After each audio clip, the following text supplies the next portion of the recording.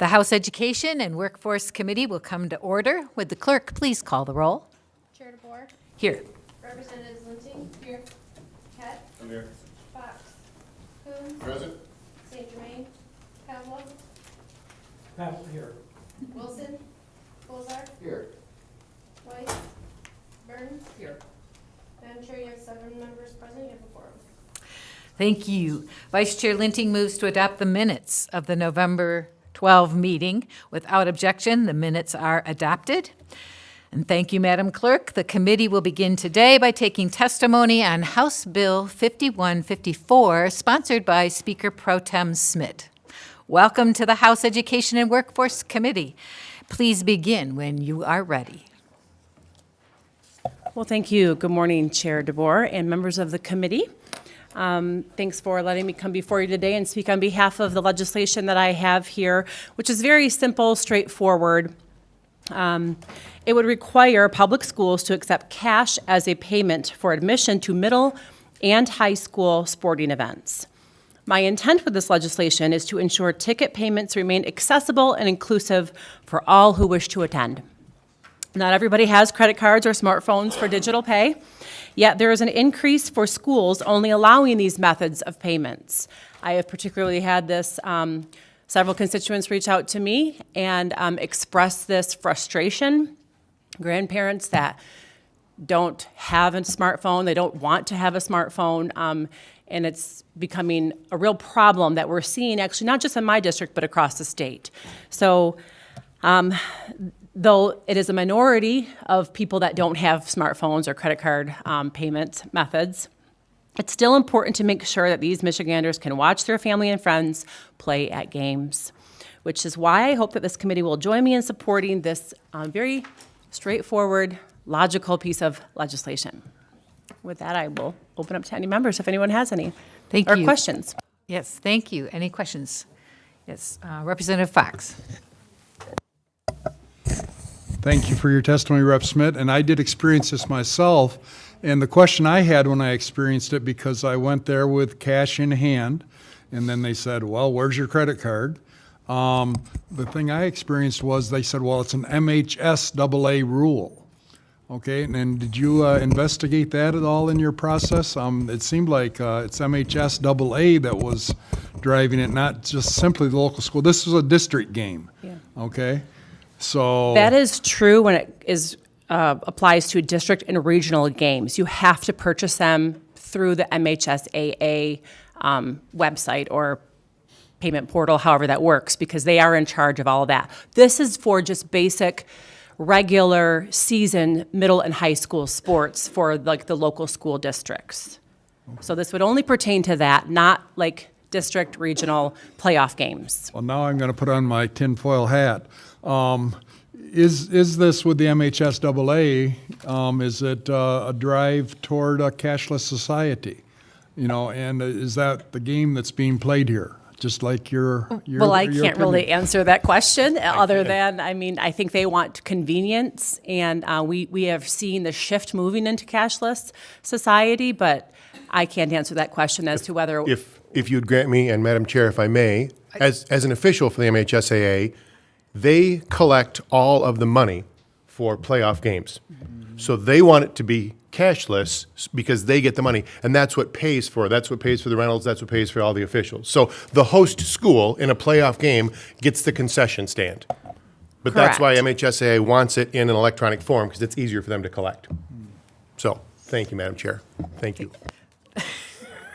Thank you. Representative Colzar. Thank you, Madam Chair. And actually, I was kind of thinking that too, that the playoffs I know have a different rule than regular season. Yes. I guess my question, because anecdotally, I went to a game earlier this year, a local football game where they did take cash. But so I guess my question, because I agree with you, there should be a cash option. Do you have any idea of how widespread this is now that they're saying card only? I'm just curious, like how many are doing this? I don't have the specific numbers as far as school districts that are not allowing cash method of payment, but I do know that it's a problem because I have seen it in, like I said, many schools within my district, as well as hearing it from colleagues that said, yeah, I mean, I was actually couldn't get into a regular season through the school to get in because they got in, but they couldn't use cash, excuse me. So It should be an allowable method of payment.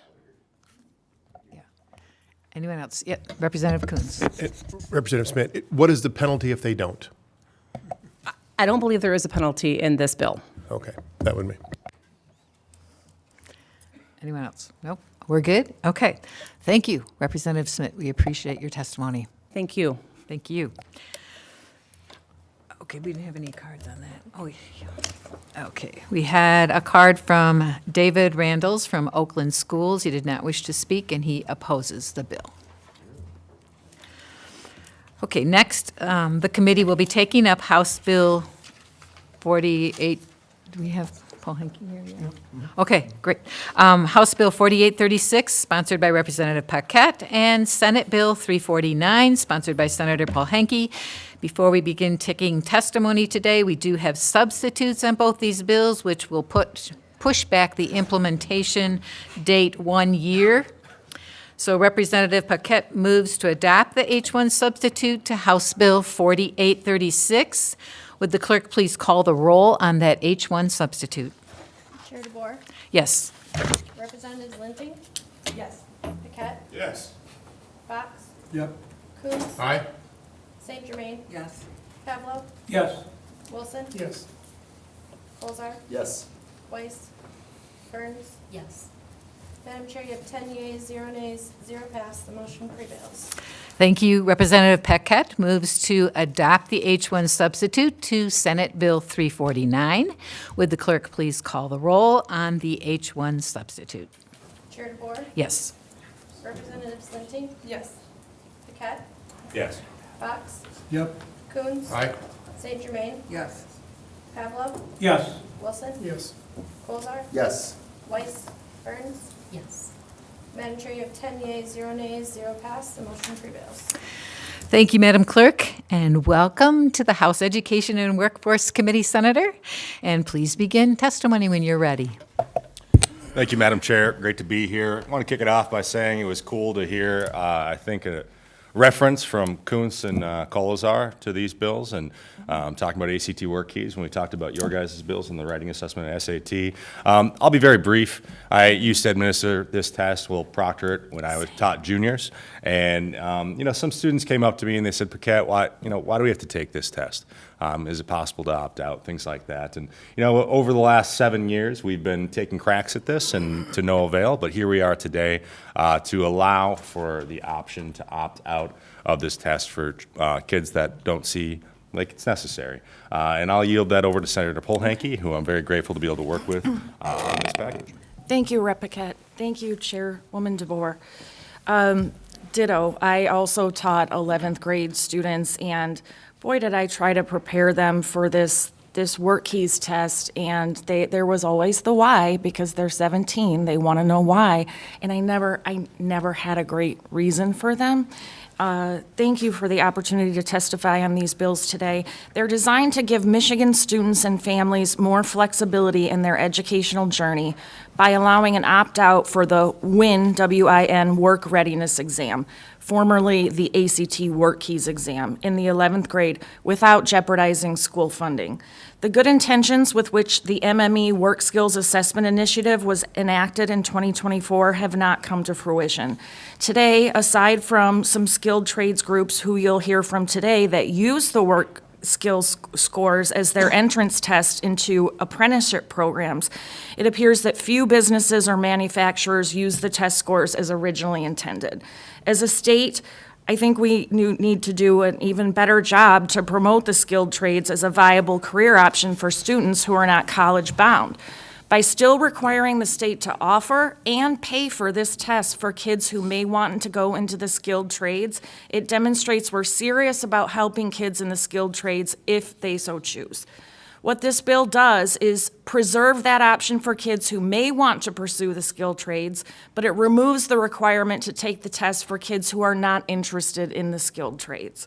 For schools and students, my bill would mean reducing the number of hours all kids are required to engage in standardized testing by about 3 hours. That was based on the WorkKeys assessment, which is a laborious 3-hour test.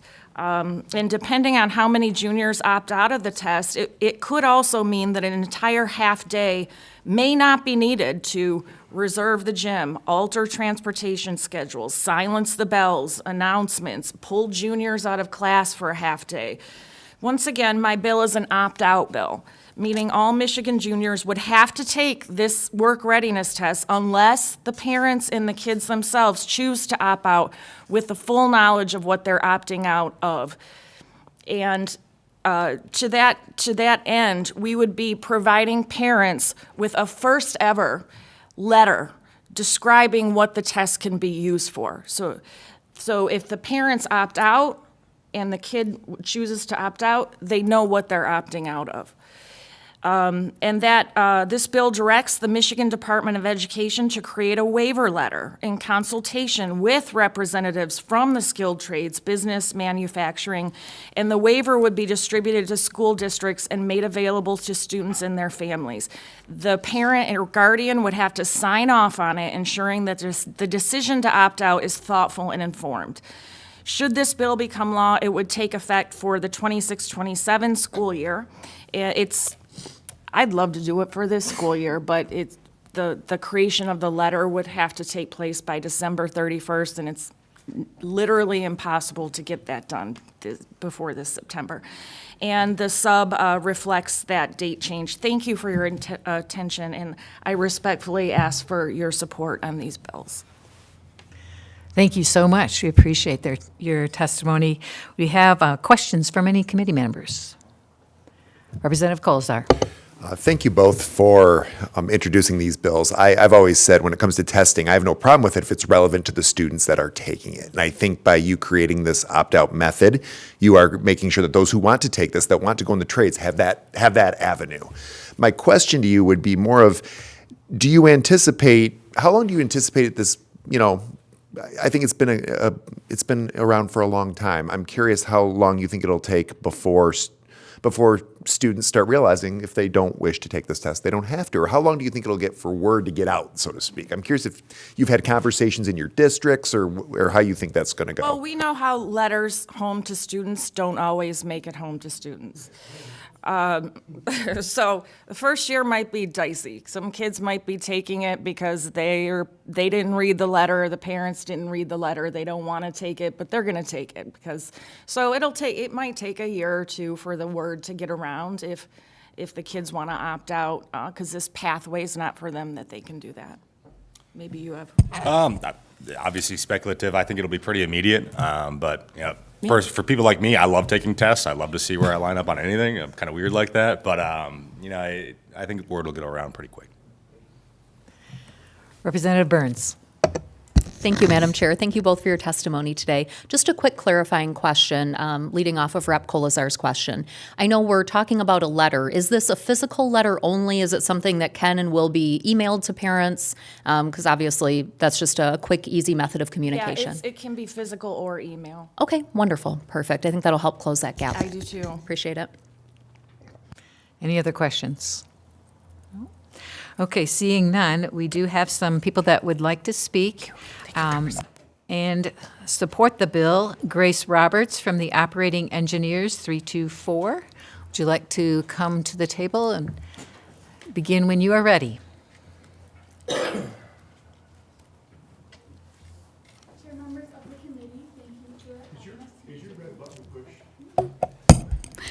Chair, members of the committee, thank you for your opportunity for me to speak today. My name is Grace Roberts. I am a first-year apprentice at the Operating Engineers, Local 324. I am also a proud graduate of the class of 2022 from Okemos High School, and I am here to voice my strong support for the House Bill of 4836. The bill matters because it helps make sure students like me understand and can access the incredible opportunities that exist in the Michigan skilled trades. The House Bill 4836 ensures that a standardized test that can be used for entry into the registered apprenticeship programs remains available for our high schools, and that parents and guardians are informed that the test measures and why it is so important. My own experience shows why maintaining the test and informing families is very important. When I graduated high schools, I had grown around the trades. I had grown up with family in the trades for years. I was always very involved and loved watching equipment and being hands-on. But like many students, I was told over the years that college was only my real option. I never had any other options. So I followed that path and I went to college and I studied nursing for 2 years. Although it took me a while to realize nursing was a great profession, it was not my profession. And I decided that I was going to take the next step, that I wanted to build and operate equipment and be a part of Michigan's infrastructure. But even with that realization, I didn't know if I could get there or how I could start. What made the difference was having taken the WorkKeys in high school.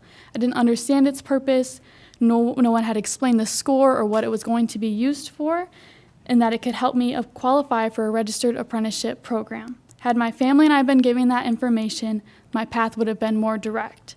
When I was ready to pursue the trades, that score allowed me to enter the Workforce Development Institute's Women in Skilled Trades program.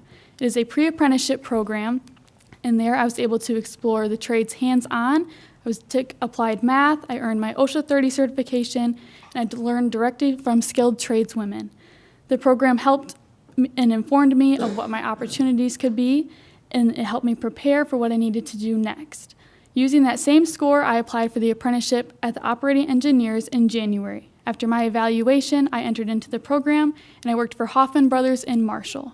There, I operated front-end loaders, Marucas, dozers, rollers, and I had finally realized that I had chosen the right path.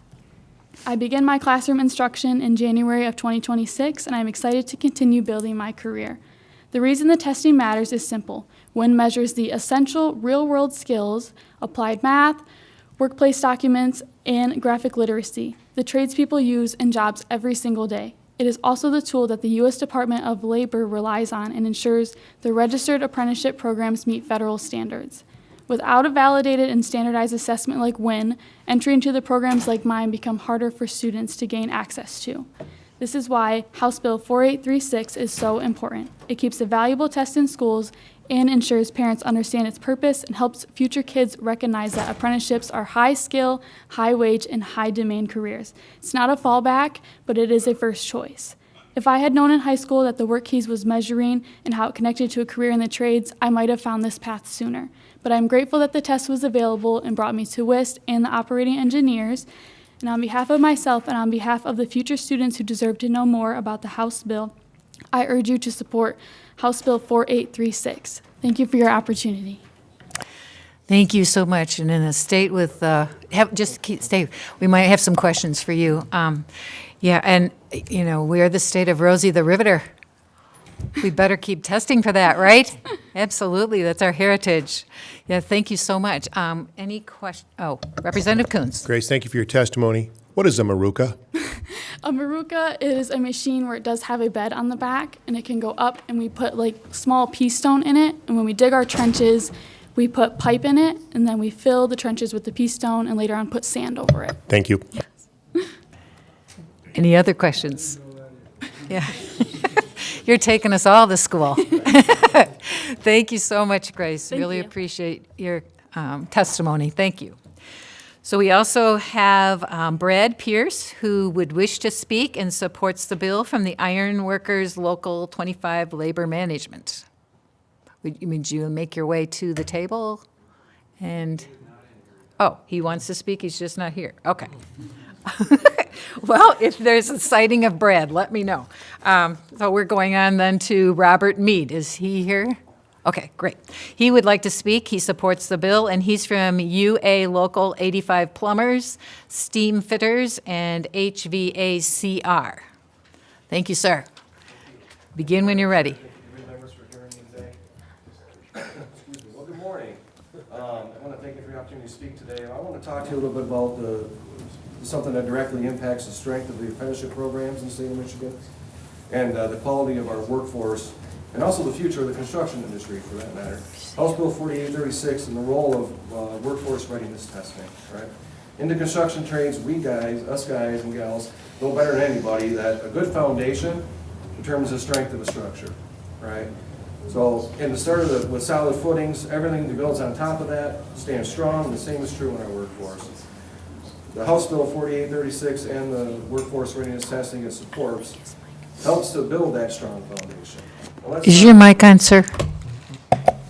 Thank you. Apologize. No. Let's start with the core idea behind the bill, ensuring that individuals entering into the skilled trades have the essential competencies needed to succeed, right? Not advanced skill, not specialty knowledge, just a baseline reading, math, and problem-solving skills, something that every apprentice needs today and every day. This is exactly what this bill and those tests measure. It isn't about school-based academics or trick questions. It focuses on real workplace skills, right? So mathematics, the kind of mathematics that we're going to utilize to calculate fall in pipe and what the length of pipe is, estimating materials, verifying measurements. Using math on a job site just isn't an inconvenience. It's our day-to-day. And if you screw it up, it costs money, time, and labor, right? Reading and information, okay? The ability to understand safety documents, code language, installation instructions, that's a big one, right? Job site directives. If somebody can't read or interpret critical information, they're a liability. Not because they aren't smart, but because the nature of the industry demands precision. And location information and graphic literacy. These skills are tied directly into reading blueprints, isometrics, schematics, and technical drawings. And modern construction worker must understand visual information as well as written information. So these are the core competencies that determine whether someone that can thrive in the apprenticeship program or struggle in the first few months. House Bill 4836 recognizes this reality and provides structure, standards, and accountability. It says, let's not guess, let's not hope. Let's measure, identify gaps, and prepare people for success before they even set foot onto a job site. For training centers like I manage, this means better placement, better apprentice retention, and better apprentice outcomes. For contractors, it means a qualified, skilled workforce that is prepared, productive, and less likely to have costly mistakes. For students and applicants, it means a clear, fair, and objective way to show their readiness, regardless of their background or prior education. So let's be honest, in our industry, it's changing fast. When I started, it's a completely different world from 20-some years ago, right? Technology is advancing, building codes are evolving, blueprints are digital. We have tablets now, we don't have paper on the job sites anymore, right? Safety expectations and regulations are higher than they've ever been, right? The testing that is given gives us a way to ensure that these new apprentices are ready for these modern demands, not just physically, but mentally and academically. House Bill 4836 also matters because it promotes equity and opportunity. When you're using consistent assessments, we level the playing field. We're not judging someone by where they went to school, who their family is, or what they've done before. We're judging them on their actual physical skills. This opens the door for many more people, including those who didn't have the best academic support growing up, right, to enter the trades and succeed. At the time when our state and our country are facing a massive skilled trades shortage, we can't afford to bring in unprepared workers. We can't afford to turn away people who can thrive with the right support. Testing helps us solve both problems. So in short, House Bill 4836 and the testing it provides and helps gives us a stronger pipeline to skilled apprentices, safer job sites, more effective training programs, reduces dropout and failure rates, and a fair, objective way to measure one's readiness for this program. This isn't about barriers, it's about preparation. It's about setting up someone for long-term success, not just getting them into the program, but helping them finish it, build a career, and contribute to the future of the trades. We owe it to our industry and to the next generation of tradespeople to make decisions that support safety, quality, and opportunity, and I feel that House Bill 4836 will do exactly that. I'd like to thank you for your time and your consideration. Thank you. So are there students that come to you that had no idea they had these skills? What I see the most of, ma'am, is I will see the students when they come in. We have our interview process ranks their scores as for part of interview, and it's all weighted, right? So they don't take it serious, right? So we require a 4 or better, and it only goes to 7, to at least, you have to have a 4 to at least apply. So you have to have at least 12 points to apply. And I see a lot of folks come in with at least just 12. And I'm like, I'm going to tell you what right now, Out of the applicants we took last year, out of 400, we took 22. And I promise you, not one of them had a 12. Right? We use that very extensively. It lets us know that they're ready to go into a classroom setting. So yes. So you think that these tests may not be as respected as they should be when the Absolutely. students take them? Absolutely. So they really are not informed about what the WorkKeys No, tests and they can need to be open up? informed. What they can, yes, exactly. Yeah. 100%. Yeah, that is the last thing we want to communicate to the workers of our state, Yes, at this juncture especially. agree. I appreciate all your articulate reasons that don't often get said. And we do have to do a much better job communicating with the parents and the students of the amazing opportunities that are out there and that they are individually gifted to achieve for the best of our state. When I was an apprentice and left high school, no one told me about this avenue. I went to college. If my grandfather wouldn't have worked at General Motors, I never would have been able to go to school. My mom and dad couldn't afford it, right? And I mean, they made just enough for me not to get FAFSA, right? So my grandfather was able to help me. I do have a welding engineering degree, and I'm still a construction worker because I see the value in it, and I love what I do, to be honest with you. But no one told me, so yes. Yeah, we'd like to shorten that journey for people Absolutely. to find it as soon as quick as possible. Absolutely. Representative St. Germain. Thank you, Madam Chair. I don't have a question, more of a story. I have a 22-year-old son in the trades, HVAC, and through high school, he really struggled with math. It was such a a journey with him. But then after he graduated, he, started with his career, and quickly decided he was then a mathematician, when he was able to use the math skills in the field, everything changed for him. So here he is today, 22 years old. Now he's in the union, in the program, and kind of a funny story. He started the program, and the first week of school, it was a Monday, he was in school all day through at the Union Hall, and he came home and he's like, "Are you going to ask me how my day went?" And I was like, "Okay, how was your day?" And he was like, "I was in a classroom all day." It was terrible. And so, of course, I had to explain to him, you realize how fortunate you are to be getting this education and starting this journey. And honestly, he makes more money than I do. So kudos to the trades. Thank you very much. Thank you. Any other questions? So, sir, you would say you're very familiar with the WorkKeys test yourself. The contents of it, not particularly. The scoring of okay. it, yes. Okay. So I'd be interested in your feedback on how well you think that test measures what you need in your profession. So I can't answer that because I can see a direct correlation from when they come into the program to when we start our mathematics and our science and all that stuff. So the students that scored higher in some of those tests do tend to, I would say statistically, they tend to track a little higher in class, okay? Is it across the board? Maybe not, because math isn't always for everybody. Reading blueprints isn't always the easiest thing. But I think I do notice a tick up when they score high on the WorkKeys that they are a little more apt to be a little better in the schoolwork itself. So, Okay. Thank you. Appreciate your testimony. Thank you for coming. thank you. Also, I saw one gentleman come in. I'm not sure if he is Brad Pierce. Is Brad Pierce here? No. Okay. Well, I'm sure he had a lot of good things to say. But we'll maybe catch him later. We have some other cards from people not wishing to speak. Mike Johnson from MMA does not wish to speak. He supports the bill. We have Dawn Crandall from the Home Builders Association. She does not wish to speak, supports the bill. Randy Gross from the Michigan Chamber does not wish to speak, supports the bill. Eli Issagill from the Michigan Regional Council of Carpenters and Millwrights. I hope I didn't hurt your name. Thank you. He does not wish to speak and supports the bill. We have William Miller from the Oakland County Board of Commissioners.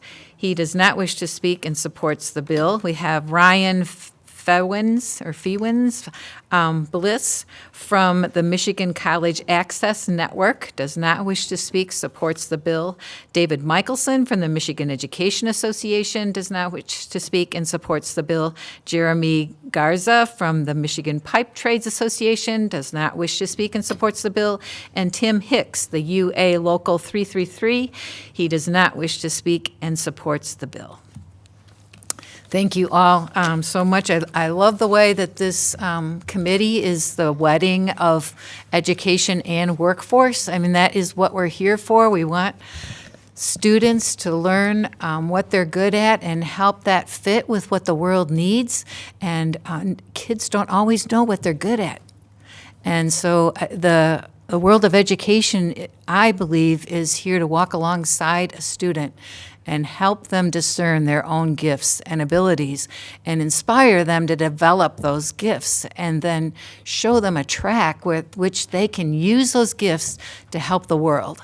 And we have just gone a little too far in the college-only method. And there are way more opportunities available in the world today, and we really need to help students find those other paths if it fits them. And they will feel fulfilled and productive, and the whole community succeeds because of going back to the student and finding what they're best gifted with. So I just so respect all of you and the work that you do, especially in the world of the challenges for skilled trades. We have just need to respect the skilled trades so deeply in our state and do whatever we can to encourage students. This is not a lower path. This is exactly the right path for you, and we need you in the workforce. If this fits you, we so need you today.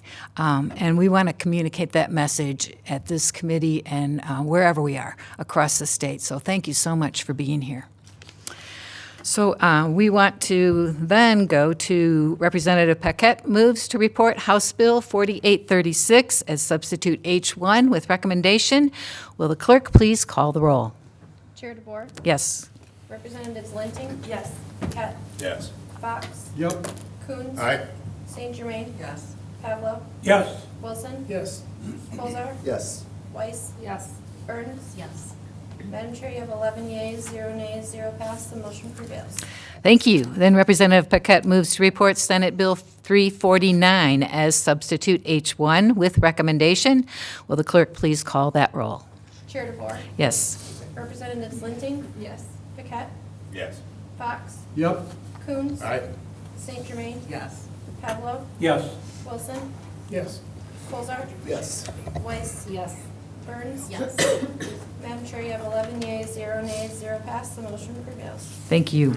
And I hope that we can communicate with these parents in a very articulate way about what these tests do and what the possible future for their students can be through taking these tests. And that's our job. So thank you so much. There being no further business before the committee, the House Committee on Education and Workforce will stand adjourned.